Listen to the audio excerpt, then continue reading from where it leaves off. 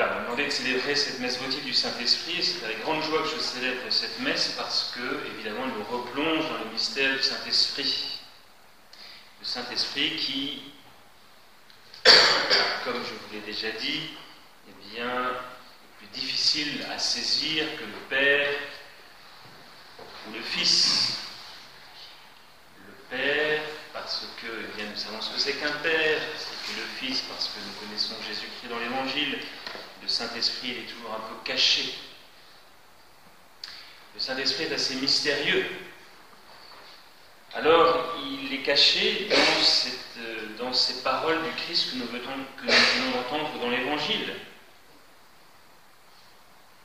Jésus, dans cet Évangile, nous dit sa relation qu'il a à son Père, qui est une relation d'écoute de son Père et de mise en action de ce qu'il lui a ordonné. Donc l'obéissance du Fils à l'égard du Père. Et puis, Jésus nous fait comprendre qu'il veut nous faire entrer dans cette relation du Père et du Fils. Nous sommes invités à participer à la vie même de Dieu. Et la vie de Dieu, c'est une vie de relation entre le Père et le Fils, et cette relation s'appelle le Saint-Esprit. La relation entre le Père et le Fils, c'est le Saint-Esprit. Et nous sommes invités à participer à cette relation, à entrer dans cette relation. C'est une chose, mais complètement dingue. Pardonnez-moi d'être presque vulgaire, mais c'est un truc incroyable. D'être invité à participer à la vie même de Dieu, à entrer dans le mystère de Dieu. Et comment est-ce que nous y entrons? Eh bien, par notre docilité, notre obéissance au Christ.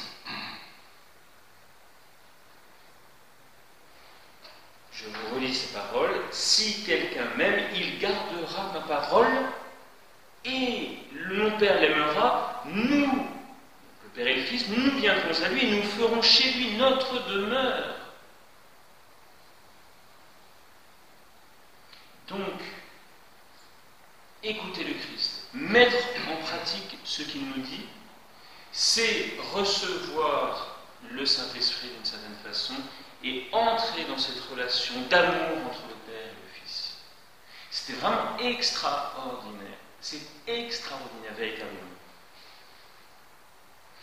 Et entrant dans le mystère de Dieu, alors nous pouvons comprendre Dieu. Si nous sommes à l'extérieur, nous ne pouvons pas le comprendre. Nous pouvons le comprendre qu'en étant à l'intérieur de cette relation trinitaire.